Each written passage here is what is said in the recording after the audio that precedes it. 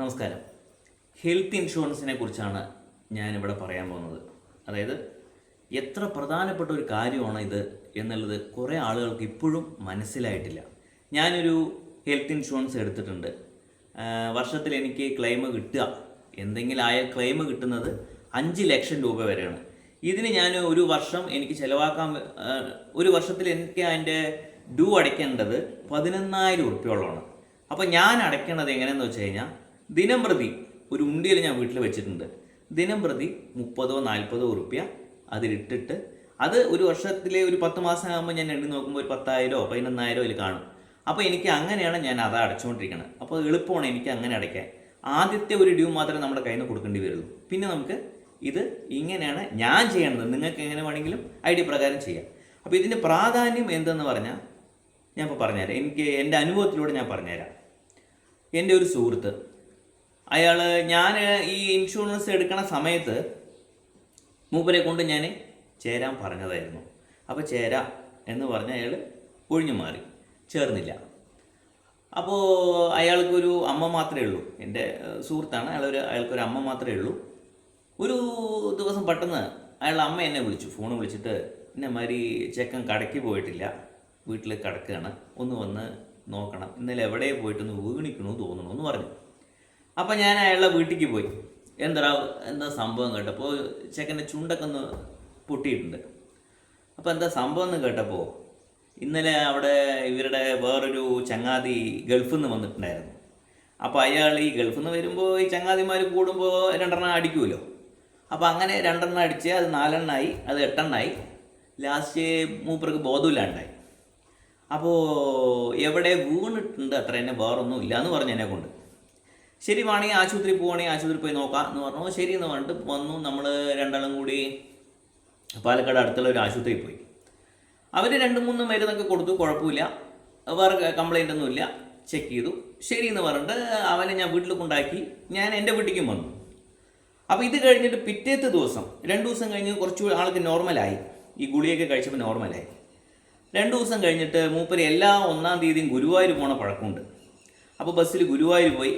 അവിടെ പോയി വരുന്നൊന്ന് തൊഴുത് അവൻ്റെ തിരക്ക് കാര്യങ്ങളൊക്കെ ആയിട്ട് പിറ്റേത്തെ ദിവസവും, അതായത് ഗുരുവായൂർ പോയതൊരു ബുധനാഴ്ചയാണ് പറഞ്ഞു കഴിഞ്ഞാൽ, വ്യാഴാഴ്ച ദിവസവും മൂപ്പർക്ക് വയ്യാണ്ടായി. അപ്പോൾ വീണ്ടും അവർ വീട്ടിൽ നിന്ന് എന്നെ വിളിച്ചു, എന്നെമാതിരി വീണ്ടും ചെക്കന് വയ്യാണ്ട് കിടക്കണു, ഭയങ്കര തലവേദന കാര്യങ്ങൾ എന്നൊക്കെ പറയണം, ഒന്ന് വരുമോ എന്ന് പറഞ്ഞു. അപ്പോൾ ഞാൻ അവരുടെ വീട്ടിലേക്ക് പോയി. അപ്പോൾ എന്താണ് കാര്യം കേട്ടപ്പോൾ, ഇന്നലെ ഇന്നലെ ഗുരുവായൂർ പോയിട്ടുണ്ടായിരുന്നു, ഭയങ്കര തിരക്കുണ്ടായിരുന്നു, അതിൻ്റെയാണ് തോന്നുന്നു എനിക്ക് തീരെ വയ്യ, തലയൊക്കെ നന്നായി വേദനിക്കണമെന്ന് പറഞ്ഞു. വ്യാഴാഴ്ച ദിവസം ആ സമയം. അപ്പം ഞാൻ വീണ്ടും ശരി വാ ഒന്നുകൂടി നമുക്ക്, ഞാനിപ്പോൾ നിന്ന് ലീവ് ആക്കാം, എന്നിട്ട് നമുക്കൊന്ന് ആശുപത്രിയിൽ പോയിട്ട് നോക്കാമെന്ന് പറഞ്ഞ് ആശുപത്രിയിൽ പോകുമ്പോൾ വലിയ കുഴപ്പമൊന്നുമില്ല. അവർ 2-3 ചെക്ക് കാര്യങ്ങളൊക്കെ ചെയ്തിട്ട് വീണ്ടും ഗുളിക കൊടുത്തു. ഗുളികയും കൊടുത്ത് ഒരു ചെറിയൊരു ഇഞ്ചക്ഷനും അടിച്ചു. എന്നിട്ട് ഇത് കഴിച്ചിട്ട് ഞാൻ ഇവനെ വീട്ടിൽ കൊണ്ട് വിട്ടു. വ്യാഴാഴ്ച ദിവസം. വെള്ളിയും കഴിഞ്ഞ് ഇവന് തലവേദന മാറിയിട്ടുണ്ടായിരുന്നില്ല. ശനിയാഴ്ച ഭയങ്കര തലവേദനയായിട്ട് മൂപ്പർക്ക് ബോധമില്ലാണ്ടായി. അതായത് അത്രയും ഒരു, മൂപ്പര് ആരത്തും പറയുന്നില്ല കാര്യമായിട്ട് എന്താണ് അയാൾക്ക് എന്തായിരുന്നു അയാൾക്കും അറിയുന്നില്ല. അപ്പോൾ നമ്മൾ അന്ന് തന്നെ ശനിയാഴ്ച രാത്രി ഒരു 7 മണിയായി കാണും, ആശുപത്രി കൂട്ടിയിട്ട് പോയപ്പോൾ നമ്മൾ ഇന്നമാതിരി ഒരാഴ്ച ഗ്യാപ്പിൽ ഇങ്ങനെയൊക്കെ ആയി, ഇതൊക്കെയാണ് നടന്നതെന്ന് ഡോക്ടർക്ക് പറഞ്ഞു. അപ്പോൾ ഡോക്ടർ പറഞ്ഞു ശരി ഒന്ന് സ്കാൻ ചെയ്ത് നോക്കാമെന്ന് പറഞ്ഞു. സ്കാൻ ചെയ്തപ്പോൾ തലയിൽ ബ്ലഡ് ക്ലോട്ടിംഗ് ആണ്. അതായത് ഇത് നടന്നിട്ട് ഒരാഴ്ചത്തോളമായി. അത് കഴിഞ്ഞ് ഞാൻ പറഞ്ഞില്ലേ, അയാൾ അവിടെ വീണിപ്പോൾ തലയിൽ ചെറുതായിട്ട് ബ്ലഡ് ക്ലോട്ടായിട്ടുണ്ട്. അയാളും ശ്രദ്ധിച്ചിട്ടില്ല. ഈ ബ്ലഡ് കോട്ടായത് വെച്ചിട്ടാണ് ഈ ഗുരുവായൂർ പോയിരിക്കണതും ഇത്രയും ദിവസം കടന്നു പോയതൊക്കെ ഈ ഇതുകൊണ്ടാണ്. എന്നിട്ട് അപ്പം തന്നെ ഡോക്ടർ പറഞ്ഞു, എത്രയും പെട്ടെന്ന് നിങ്ങൾ നല്ലൊരു ഹോസ്പിറ്റലിൽ കൊണ്ടുപോകണം, ഇവിടെ ഇപ്പോൾ അതിനുള്ള സൗകര്യമില്ല അവർ.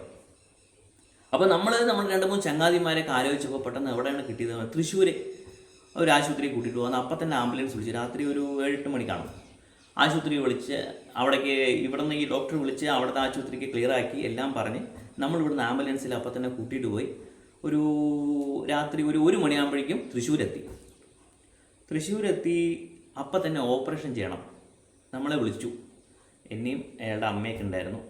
ഡോക്ടർ ഉള്ളിലേക്ക് വിളിച്ചിട്ട് ഇന്നമാതിരി ഈ ഭാഗത്താണ് ബ്ലഡ് ക്ലോട്ടായിരിക്കുന്നത്. ഇപ്പോൾ കുറച്ച് ജാസ്തിയാണ്. ഇപ്പോൾ കമ്മിയാണെങ്കിൽ നമുക്ക് ഹോൾ ചെയ്തിട്ട് എടുക്കാമായിരുന്നു. ഇതിപ്പോൾ ഇത്തിരി ജാസ്തി ആയതുകൊണ്ട് തന്നെ തല കുറച്ചുകൂടി തുറന്നിട്ട് എടുക്കേണ്ടി വരും.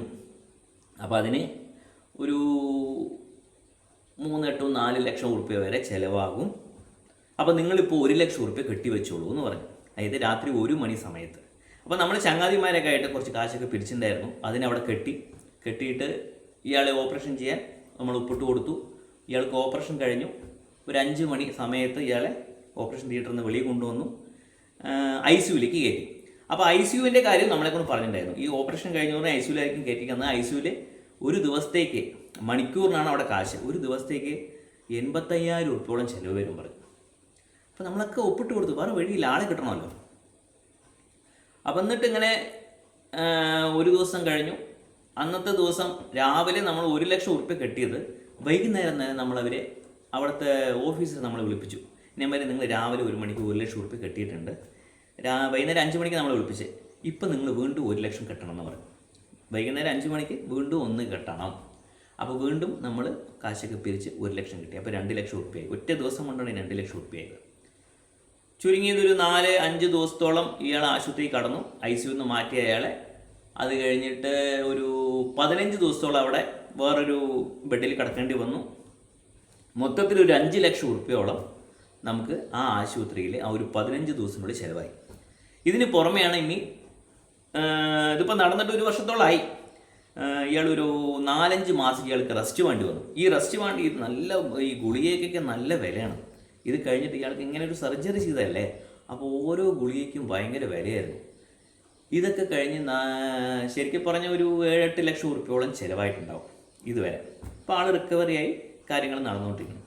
അപ്പോൾ ഞാൻ പറഞ്ഞ സമയത്ത് ഇയാളൊരു ഇൻഷുറൻസ് അന്ന് എടുത്തിട്ടുണ്ടെങ്കിൽ 5 ലക്ഷം ഉറുപ്പ്യ ഇയാൾക്ക് കിട്ടിയിട്ടുണ്ടാവും. അപ്പോൾ നിങ്ങളൊക്കെ ഒന്ന് ആലോചിക്കണം, നമുക്ക് എന്താ എപ്പോഴാണ് വരിക എന്നറിയില്ല. അപ്പോൾ ഞാൻ പറയണത് ഫസ്റ്റത്തെ ഒരു പൈസ ഞാൻ ഏത് ഇൻഷുറൻസ് ചേർന്ന് നിങ്ങളുടെ ഞാൻ പറയില്ല. കാരണം നിങ്ങൾക്ക് ഏത് വേണമെങ്കിലും ചേരാം. ചില ആശുപത്രികളിൽ നമ്മുടെ ഗവൺമെൻറ്റിൻ്റെ ഇൻഷുറൻസ് എടുക്കത്തില്ല, പ്രൈവറ്റ് എടുക്കത്തുള്ളൂ. അപ്പോൾ നല്ലൊരു കമ്പനി നിങ്ങൾ തന്നെ ആലോചിക്കുക, നല്ല രീതിയിൽ നിങ്ങളുടെ ഭാഗത്ത് ഏതാ നല്ല സർവീസ് കിട്ടുന്നതെന്ന് ആലോചിച്ചിട്ട് ഒരു ഇൻഷുറൻസ്, ഹെൽത്ത് ഇൻഷുറൻസ് നിങ്ങൾ എല്ലാവരും എടുക്കണം. ഏറ്റവും പ്രധാനപ്പെട്ട കാര്യമാണ്. ഇപ്പോൾ ആശുപത്രിയിൽ പോയാൽ എത്ര കാശാവുമെന്ന് നമുക്ക് തന്നെ പറയാൻ പറ്റാത്ത സ്ഥിതിയാണ്. അപ്പോൾ എടുക്കണം. ഞാൻ എടുത്തിട്ടുണ്ട്. എന്നെമാതിരി ഞാൻ എല്ലാ ദിവസവും 30-40 ഉറുപ്പ്യാണ് ഞാൻ അതിലിടുന്നത്. എനിക്കത് അറിയാതെ പോകുന്നുണ്ട്. ഒരു വർഷത്തിൽ ഞാനൊരു 10 മാസമോ 11 മാസം കഴിഞ്ഞ് നോക്കുമ്പോൾ അതിൽ 10,000 ഉറുപ്പ്യ അല്ലെങ്കിൽ 8,000 ഉറുപ്പ്യ ഉണ്ടാവും. ബാക്കി എനിക്ക് അതിൽ ചേർത്തേണ്ടി വരുള്ളൂ. അപ്പോൾ അത് കഴിഞ്ഞ് ഞാൻ അത് ചേർത്തിട്ട് എൻ്റെ ഡ്യൂ അടിക്കുന്നു. ഞാനിപ്പോൾ ഒരു 4-5 വർഷമായി അതിൽ ചേർന്നിട്ട് ഞാൻ ക്ലെയിമൊന്നും എടുത്തിട്ടില്ല. അതുകൊണ്ട് തന്നെ 2 കൊല്ലത്തിൽ എനിക്ക് അവർ മെഡിക്കൽ ചെക്കപ്പ് ഫ്രീ ആയിട്ട് തരാറുണ്ട്. ഞാനത് ചെയ്യുന്നുണ്ട്. അപ്പോൾ ഇതൊക്കെയാണ് കാര്യങ്ങൾ. എല്ലാവരും എടുക്കണം. പിന്നെ ഈ ചാനൽ കാണുന്നവർ സബ്സ്ക്രൈബും ചെയ്യണം.